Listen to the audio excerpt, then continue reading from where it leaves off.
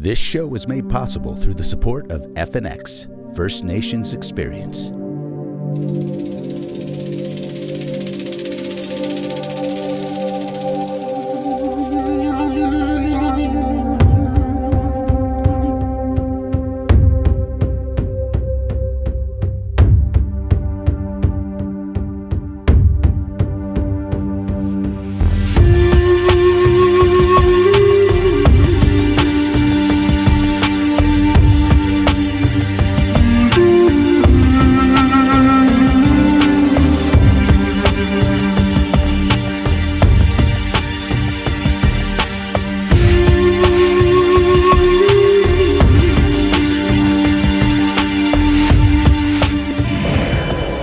Welcome. You're on native ground. I'm Daniel Herrera of the Miwok Nation. And I'm Belwanji of the Assiniboine Sioux and Manda Nation. This is our 10th episode on FNX. On today's show, we take you on a road trip to Arizona. Our ONG crew flew into Las Vegas. We boarded a 33-foot RV and drove to Nevada and on into Utah. Then our crew drove to the beautiful Mount Zion National Forest. Oh wait, I'm being told that the ONG crew is going live from the road. Here now is ONG reporter Coley Kohler.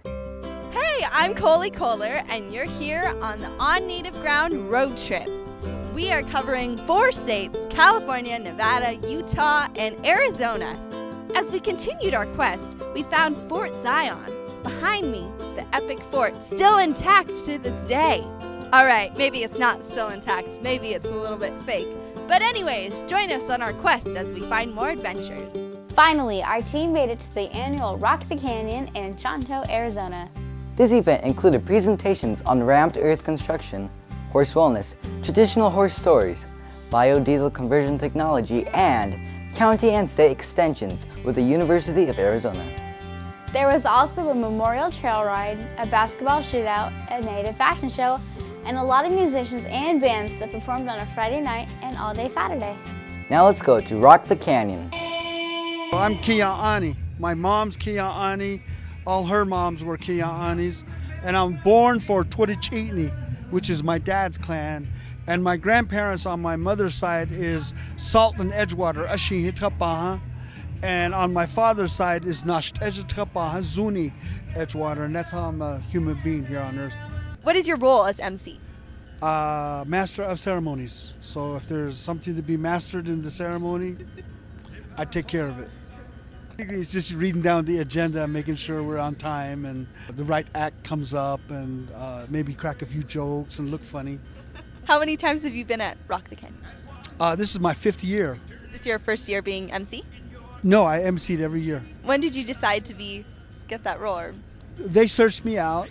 I had some experience emceeing before, and their goals and their theme of Rock the Canyon was just kind of in my area, where we're trying to keep culture, Navajo culture here, trying to embrace some of the good traditions that we have, and trying some economic development, and trying to use local resources the way that we want to use the local resources, rather than someone else from outside of our lands telling us how to use our resources, which has happened thus far in our history. We would like to change that, because we have some very affluent people, very educated people, both in Navajo education and non-Navajo education, and we want to be able to utilize it. And we're a part of this world, you know. We helped write American history. We'd like to continue help write American history, but from our point of view. So can you tell us a little bit about the local featured artists? We have rockers, we have rappers, we have country, we have gospel. It has been all mixed for the last 4 years, but I think this year they're trying to do rhythm and blues, and with, you know, we stray off a little bit. They're starting to get to the point where you have a certain genre that we have, and this year is rhythm and blues, I think. The featured fine artist as well, he's local from here too, and he's Navajo. Can you tell us a little bit about why you chose him? The featured visual artist, Mr. Tony Baje, is from this area here. He's promoted culture and tradition and art.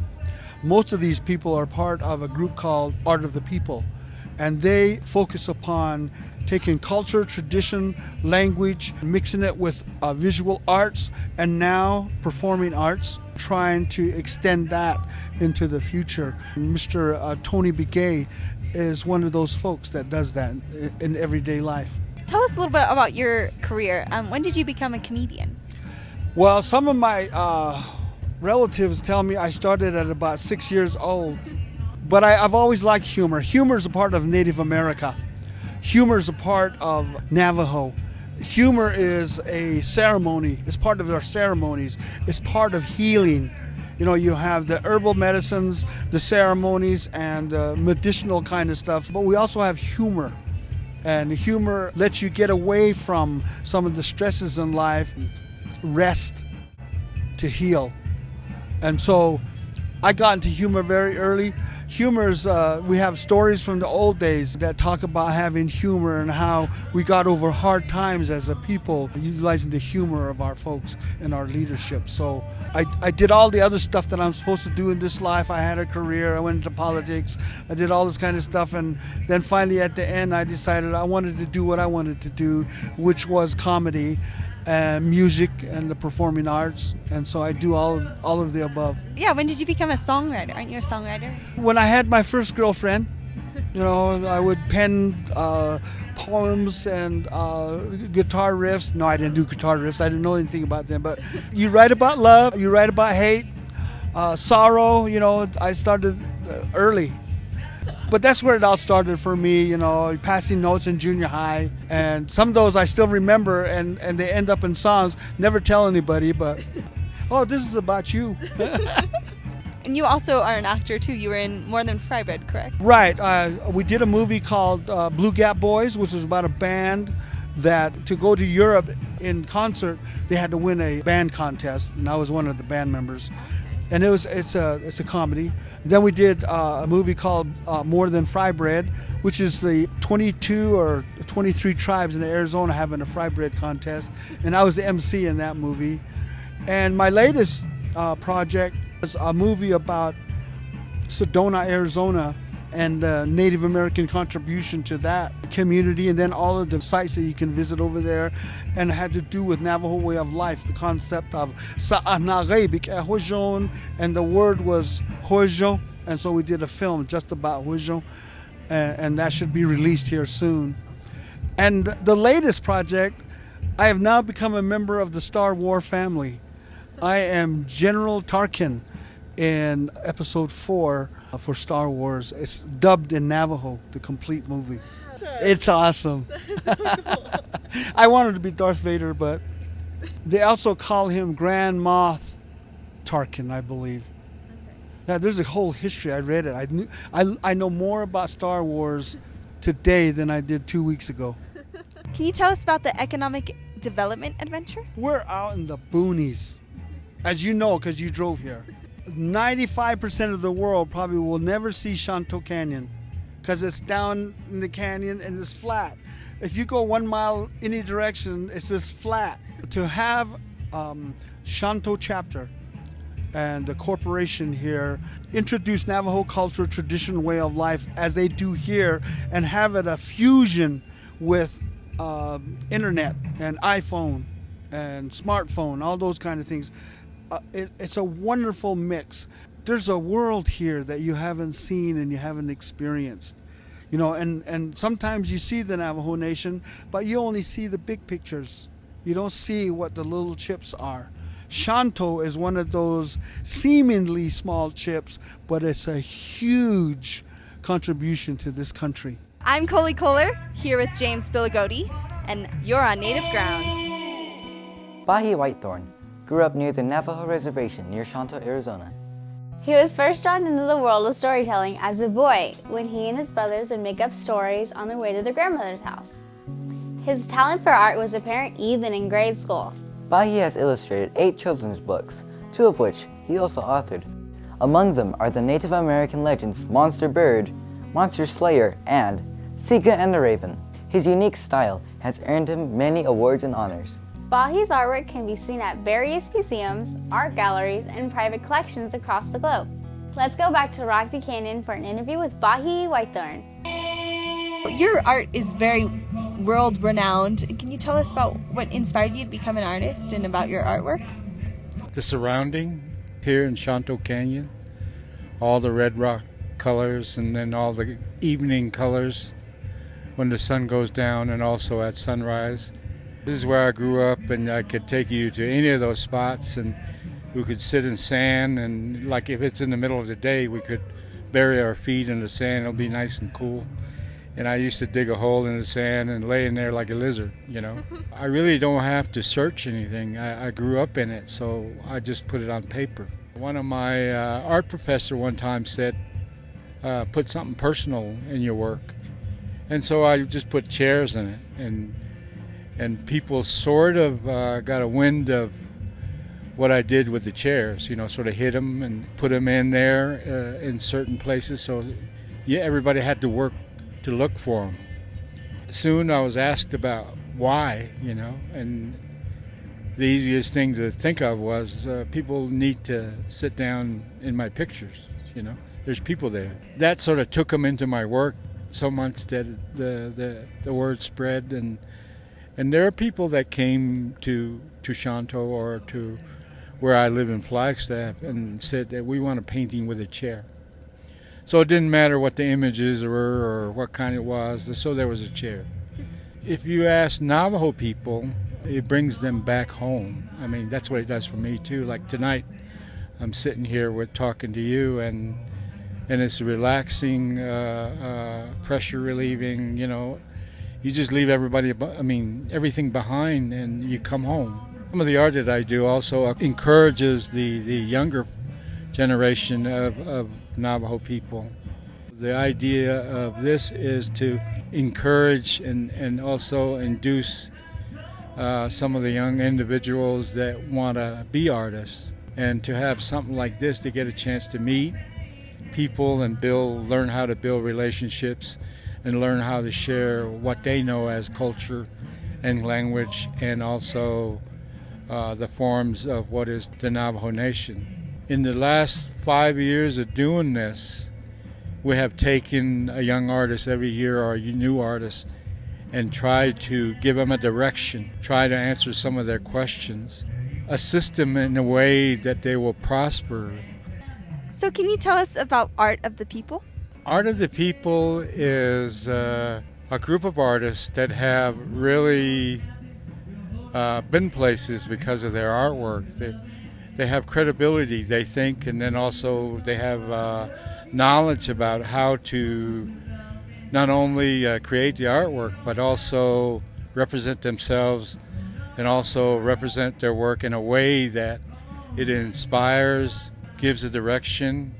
Art of the People is an organization that gives back to its community that each come from. Art of the People is an organization that works together. There's about maybe 32 members across the country. The idea of Art of the People is Dene Benach, which means the art of the human beings, the art of the five-fingered individual of the world, which means everybody, don't have to be just Navajo. So we have members across the country, and we work with artists that come from many nationalities. And that's the thought behind it, is to be independent, self-reliant. What do you need to know to be the artist that you want to be? That person that will build his own market so he can exist by himself. Making connection, building long-lasting relationships. The concept behind Art of the People, to educate, to share, to mentor, to give tools, hands-on, how to be a person that comes from somewhere and has a good idea what he or she wants in life. The most important qualification for any Miss Navajo pageant is to be fluent in the Navajo and English languages. The contestants must fill the requirement of having knowledge of the Navajo culture and tradition. Unlike most beauty pageants throughout the world, these Navajo Nation pageants are a beauty within oneself. Let's go to Coley Kohler, where she interviews Amber and Leona, two different pageant winners. All right, so I'm here with Leona. How does it feel to be Miss Shanto? I like it because I'm representing my school, and I've been traveling to many places. I've been going to powwows, song and dances, just events going on like this throughout the canyon, and I really enjoy it. What did it take? A pageant was going on and I participated, I volunteered, and how I won was I sang a peyote song, Native American church song, and I introduced myself very well. That's how I became a royalty. What are your responsibilities with wearing the crown? Being delicate, I have to be a role model to the young generation and sit tall, be a lady, and wear my crown all the time. That's it.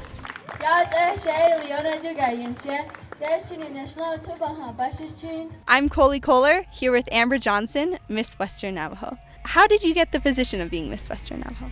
We have this thing on the reservation called pageant. It's sort of like a beauty pageant, but not really like a beauty pageant.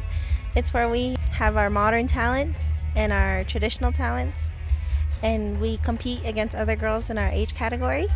So we have series of other crowns throughout the agency. So we have 5 agencies, and I'm one of the biggest agencies that represents 18 chapters in our agency. Wow. So what were your talents? For my modern talent, I did a sign language to Pocahontas, the song Colors of the Wind. And then for my modern skill, I'm studying to become a nurse, so I did blood pressure recording and measuring. And then for my traditional talent, I talked about herbal medicine that we used to use before like hospitals and doctors and nurses came. And then for my traditional skill, I sang a song. When did you learn sign language? And my mom took care of Down syndrome children, and I kind of caught on with a few. So I decided to learn more about it. It really influenced me to learn a lot. You know, growing up around my mom raising those kind of children and taking care of them. So I decided to do that for one of my talents, and I just picked it up from YouTube. That's cool. So when did you decide to be a nurse? When I was probably like 7. I've always wanted to be a nurse, you know, just because I love helping people and taking care of people. And my mom, I've grew up seeing my mom taking care of others, and it just really influenced me to do so. I really like to influence the youth and the younger Native children to learn their language and pick it up. That's what mainly my platform is just to influence our Native language back into our culture. Do you have any advice for young women who would like to be Miss Western Navajo? You know, go for it. No doubt about it. I ran for a different pageant, and I saw one of my nieces by clan having this crown, and it really influenced me. You know, I looked up to her, and I just thought to myself, wow, one of these days I'm going to have that crown. I'm going to go for it. And here I am with it. And I just really, if you have a goal that you set your mind to, go for it. Just do it, you know. You do it on your own. The Cremains have an uncompromisingly hard rock sound that can come off like the Authority of the Foo Fighters or the Iron of Black Sabbath. They partnered with James Bilagody over 10 years ago with the album Sacred Stage, mixing rock with the traditional Navajo language. Now let's meet the Cremains. Hi, I'm Coley Kohler, and I'm with the Cremains. So tell us about when you got together with this group. I joined the band. Well, I've known these guys for a very long time, dear friends of mine. I joined the band, I play drums, and I think it was like late 2010. So we've been playing, you know, for a few years now, and it's awesome. We kind of mostly play around Phoenix, but we do travel a little bit. So it's been great, yeah. Probably like 2010 though, I guess. Yeah. And why do you choose the name Cremains? You know, we were going back a ways because we've been playing for a little while before Jess was in. Do we remember exactly why we chose the name? Somewhat kind of agreed on that. Yeah, you know. Everything else was like, we totally were polarized on the name. It's been like 96, so we've been a band for a long time. And when we first started, you know, we were just starting out. We were looking for something that was catchy. And, you know, just looking through a list of names and stuff, we picked out Cremains. We wanted to just find something that sounded cool. And what style of music would you describe your music? I'd say rock, straight up rock. Straightforward, in your face, just rock. That's, you know, there's no No subgenre. No really. subgenre. Yeah, we're not trying to make you think too hard about what time signature we're playing in. We just play. So we're here at Rock the Canyon. So how did you get to Rock the Canyon? A good friend of ours, Bahi Whitehorne Sr., we ran into him last November, and I filled in for somebody. I guess they had somebody not show up a couple years ago, and had always wanted to come back and support the event. And I ran into Bahi at an art festival, and he asked if we could come up, and I said, when was it? And he said, June 8th. I said, we're there. For the most part, we just love having, playing music and having fun and supporting the arts and music. So that's the real reason we're out here. So you played around the country. What makes Rock the Canyon so special?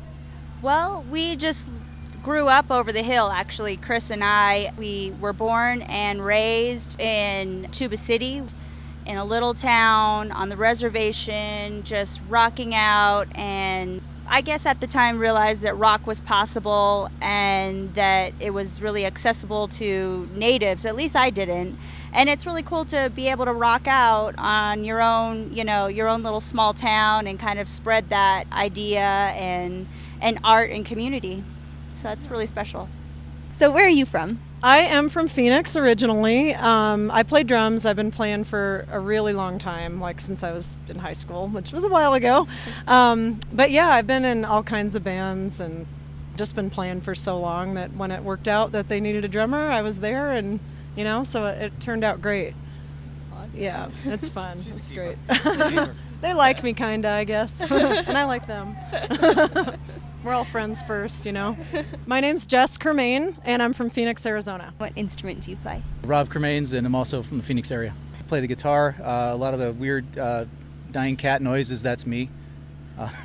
I just grew up listening to a lot of 70s rock, and that's where I get typically my kind of influence. So you'll hear a lot of that noise from me.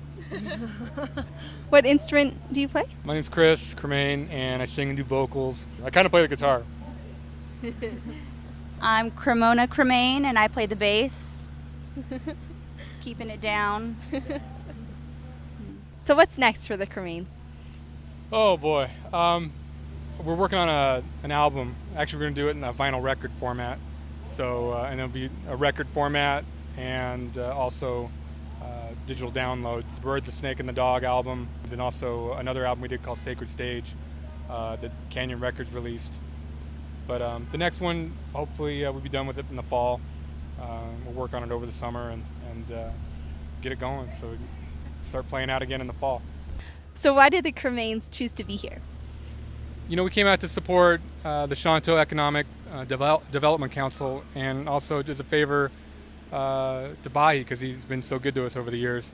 And just to participate in such a great event that supports youth and positive examples, and just to support a community that just has a wonderful, beautiful area. And what better reason to get out of Phoenix and spend it in the shade up on the reservation and not in 112 degrees. So if you've got the ability to support Shanto and their project of Rock the Canyon, it's a worthwhile cause, and people from all over the world are able to come here and enjoy great music.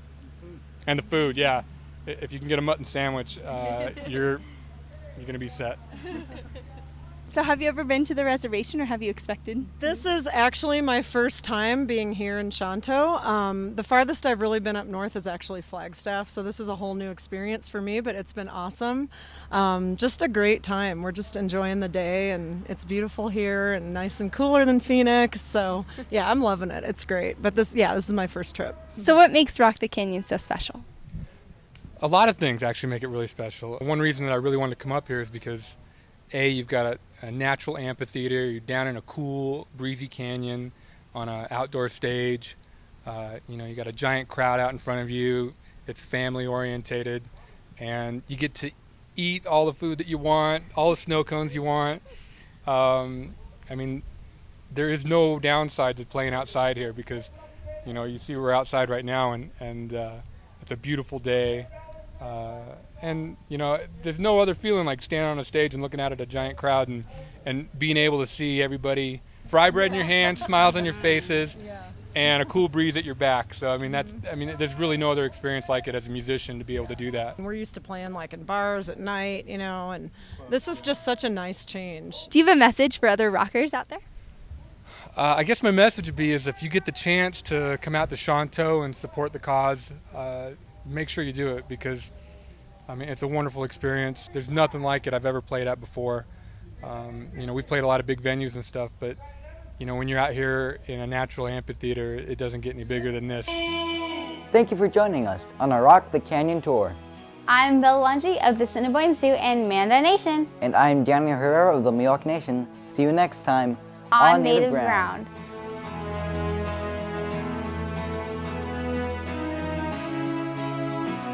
Here we are trying to break into the fourth 300 step. This is James Bilagody on Native Ground. We're the Cremains, rocking the canyon on native ground. Bronwyn, is our ride ready? Almost. Don't rotate the wheel. Fixing it. I am Leona Dugai. I am a Shanto for 2012, 2013, and 2014, and I am on the native ground.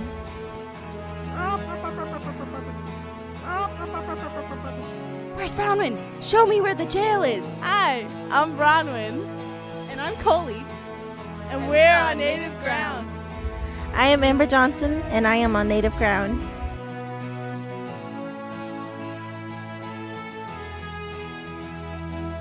Just doing some final repairs, getting our axles ready.